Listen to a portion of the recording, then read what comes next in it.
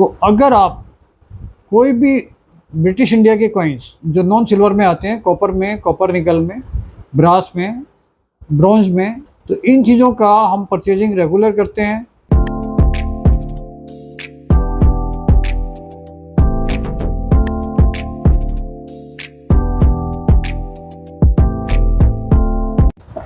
दोस्तों नमस्कार, royal arts and numismatic gallery रंग के यूट्यूब चैनल पर आपका स्वागत है।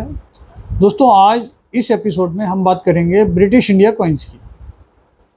तो जैसा आपको पता है कि रंग की तरफ से हमने कई बार अपने प्रोडक्ट निकाले हैं, जिसमें ब्रिटिश इंडिया नॉन सिल्वर में हमने डेट वाइज, मिंट वाइज कुछ फाइलें निकाली हैं, जिसमें हम डेट वाइज तो निकाल चुके हैं और करीब 100 के आसपास हम डेट वाइज फाइलें अपनी बेच चुके हैं। तो इसी तरीके से हम बहुत सारे और कंसेप्ट निकालते हैं ब्रिटिश इंडिया में, जैसे एम्परर सेट है और इसमें हम मिंट वाइज भी कोशिश कर रहे हैं, अब बना रहे हैं। तो अगर आप कोई भी ब्रिटिश इंडिया के कॉइन्स जो नॉन सिल्वर में आते हैं, कॉपर में, कॉपर निकल में, ब्रास में, ब्रॉन्ज में, जितने भी कॉइन हैं, ये हम शुरू से ही इंटरेस्ट इसमें सबसे ज़्यादा रहा है, क्योंकि मेरा सबसे ज़्यादा इंटरेस्ट शुरू से ही लास्ट 20 साल से कॉपर, कॉपर निकल, ब्रास और ब्रॉन्ज, इन कॉइन्स में सबसे ज़्यादा इंटरेस्ट रहा है। तो इन चीज़ों का हम परचेजिंग रेगुलर करते हैं। अगर इसमें आपके पास यूएनसी कंडीशन हो तो यूएनसी कंडीशन का हमारे पास बहुत अच्छा रेट आपको मिल सकता है, क्योंकि यूएनसी कंडीशन का माल मटेरियल कम आता है और ये हम हमेशा इसको ढूंढते रहते हैं। तो जैसा हमें पता है, क्योंकि लास्ट 20 ईयर्स में, 20 साल में हम लगभग इंडिया की सारी स्टेट्स में जा चुके हैं, जहाँ जहाँ पर भी एग्जीबिशंस होती हैं हमारी, और वैसे भी परचेजिंग करने के लिए हम काफ़ी जगह जा चुके हैं। तो इसमें आपका गुजरात साइड ये मटेरियल बहुत होता है। इसके अलावा गुजरात के अलावा कलकत्ता साइड, वेस्ट बंगाल में ये बहुत मटेरियल है ब्रिटिश इंडिया का, नॉन सिल्वर में, सिल्वर में। इसके साथ साथ मैंने बहुत बार ये भी रियलाइज़ किया है कि बेंगलोर में और केरला में, ये आपका कर्नाटका, केरला, इन दोनों स्टेट्स में भी हमें ब्रिटिश इंडिया का नॉन सिल्वर का बहुत मटेरियल मिलता है। तो इसमें अगर आपके पास 1/12, हाफ पाइस, क्वार्टर आना, हाफ आना, 1 आना, 2 आना, 4 आना, 8 आना, ये सब आना सीरीज़, क्योंकि डेसिमल सिस्टम शुरू ही नहीं हुआ था ब्रिटिश पीरियड में, टोटल ही आना सीरीज आती है। तो इसके अंदर आपके पास अगर कॉपर में यूएनसी का मतलब बिल्कुल मिंट कंडीशन, कि मिंट से बन के आया और वो सर्कुलेट नहीं हुआ और आपने उसको प्रिजर्व करके रख दिया, जिसके पास भी वो रखा है वो इस तरीके से रखा हुआ है कि उसकी कंडीशन में कोई वेरिएशन नहीं आया, तो वो कॉइन, उस कंडीशन के रेट आपको ज़्यादा मिल सकते हैं। इसमें रेयरिटी हमने आपको बार बार वीडियो डालकर बताया है कि 1/12 में कौन कौन से कॉइन रेयर हैं, हाफ पाइस में कौन से रेयर हैं, ये सारी चीज़ें हम आपको बार बार बताते रहेंगे, जिससे आपके लिए आसानी रहेगी कि उसमें रेयर, स्केयर और कॉमन कौन कौन से कॉइन्स हैं। लेकिन इसमें हम कॉमन भी ले रहे हैं, रेयर भी ले रहे हैं, स्केयर भी ले रहे हैं, इन सब चीज़ों की परचेजिंग में हमारा पूरा इंटरेस्ट है। इसके साथ साथ ही ब्रिटिश इंडिया के जो सिल्वर कॉइन्स थे, इसमें 2 आना, इसके बाद quarter rupees, half rupees, 1 rupees, ये सब सिल्वर में आते थे।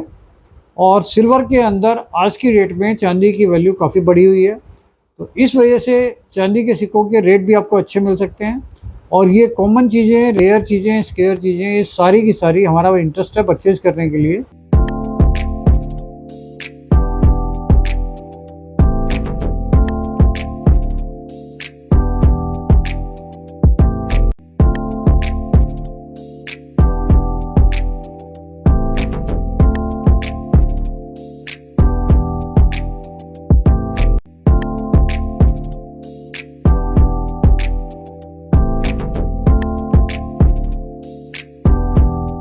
तो ब्रिटिश इंडिया के कोई भी कॉइन्स अगर आप बेचना चाहते हो तो रंग के ऑफिस में, जिसका एड्रेस हमारी स्क्रीन पे दिया हुआ है और हर वीडियो के स्क्रीन पर हमेशा आपको मिलेगा उसका एड्रेस।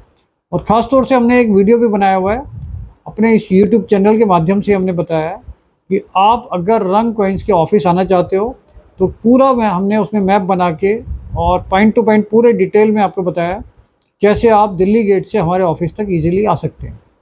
तो ब्रिटिश इंडिया के कोई भी कॉइन्स, चाहे वो सिल्वर में हो, गोल्ड में हो, गोल्ड में भी जैसे जो कॉइन आते थे, कुछ लोगों के फ़ोन आते हैं भाई उनके पास जो सोवरेजिन कॉइन्स आते थे, गिन्नी आती थी, जिसको गिन्नी कहते थे, वो करेंसी नहीं थी, वो करेंसी से रिलेटेड कॉइन नहीं थे, वो गिफ्टेड कॉइन्स थे जो सोवरिजिन आते थे।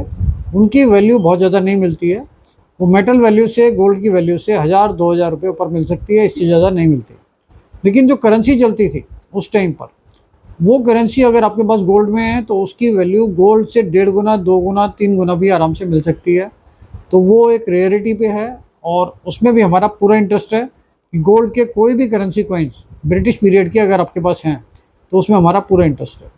इसके साथ साथ सिल्वर में भी 2 आने से लेके 1 रुपये तक कोई भी कॉइन्स अगर आप बेचना चाहते हैं तो आप, चांदी के भाव भी बढ़े हुए हैं और अगर रेयरिटी है तो रेयरिटी के हिसाब से भी आपको उसकी वैल्यू मिल जाएगी। इसके साथ साथ ब्रिटिश इंडिया कॉपर में एक बार हम दोबारा से आपको डेट्स बता देते हैं। जो डेटें हमारी कॉमन, रेयर और स्केयर्स होती हैं, तो हम तीनों में इंटरेस्टेड हैं परचेज करने में, लेकिन जिसकी वैल्यू आपको ज़्यादा मिल सकती है वो 1/12 में आप डेट नोट कर लो बेशक। इसमें आपको जो ज़्यादा वैल्यू मिल सकती है वो 1/12 में 1874, 75, 77, 78, 82, 85, 88। फिर इसके बाद 1903, 1906 ब्रास वाले। उसके बाद इसमें सारी कॉमन हैं। इसमें और रेयरिटी जो है 1942 कुछ स्केयर में आती है, वो भी हमारा इंटरेस्ट रहता है परचेज में, जो आपको ज़्यादा वैल्यू मिल सकती है। इसके बाद इसमें हाफ प्राइस आती है।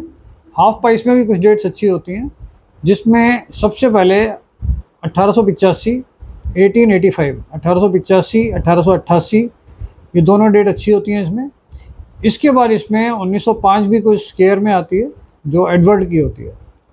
इसके बाद इसमें 1918, 1925 कुछ स्केयर में है, इसकी वैल्यू भी आपको कुछ ज़्यादा मिल जाती है। इसके बाद इसमें आती है जॉर्ज 6 में 1938, 1938। ये भी एक रेयर कॉइन है और इसकी वैल्यू भी 15,000 से 25,000 रुपये तक इसकी वैल्यू जा रही है। तो ये भी एक रेयर कॉइन है। इसी तरीके से जो मैंने आपको बताया है कि 1/12 में भी 1874 जो है वो काफ़ी महंगा कॉइन है, वो भी 15,000 से 25,000 तक की उसकी वैल्यू है। और बाकी जो कॉइन है उनकी वैल्यू भी 1000 से लेके और 5,000 तक जा सकते हैं। तो इसके बाद इसमें क्वार्टर आना आता है। क्वार्टर आने के अंदर 1857 महंगा होता है, 1857 ये एक रेयर डेट्स आती है। इसके बाद स्केयर में 1874, 1874, 1875, 1878, 1879, 1874, 75, 78, 79, 80 ये डेटें स्केयर और रेयर में आती हैं। इसके बाद इसमें 85 भी कुछ अच्छा होता है। 80, 85 के बाद आपका नंबर आता है इसमें 98 का। 98 भी एक रेयर कॉइन है और उसकी वैल्यू भी आपको बहुत अच्छी मिल सकती है। तो 98 के बाद इसमें एडवर्ड में बहुत ज़्यादा महंगा कोई नहीं है। 1909 बुक के हिसाब से काफ़ी महंगा दिया होता है, लेकिन उसके हिसाब से उसका प्राइस कभी नहीं आता। उसकी वैल्यू भी 100 रुपये से 300, 400, 500 रुपये तक होती है, जो 1909 का क्वार्टर आना है। जबकि बुक में उसका प्राइस हमेशा बहुत ज़्यादा दिया जाता है, तो उसके हिसाब से वो नहीं बिकता है। उसके बाद 1911 की भी क्वांटिटी काफ़ी आती है, लेकिन इसको स्केयर रेट में डाला हुआ है और उसकी वैल्यू भी 50 रुपये से लेके 500 रुपये तक हो सकती है। 1911 के बाद 1916 जिसकी वैल्यू 300 रुपये से लेके 1000, 2000 तक भी हो सकती है अगर इसकी कंडीशन बहुत अच्छी हो तो इसके बाद इसमें आता है 1924 जिसकी वैल्यू 100 से 200 रुपये हो सकती है, और ये रेयर नहीं कह सकते इसको, स्केयर कॉइन्स में आता है। तो 1924 के बाद इसमें नंबर आता है 1941 बॉम्बे मिंट का। इसकी वैल्यू 1000 से लेके और 2-2,500 तक हो सकती है। 1941 बॉम्बे मिंट का।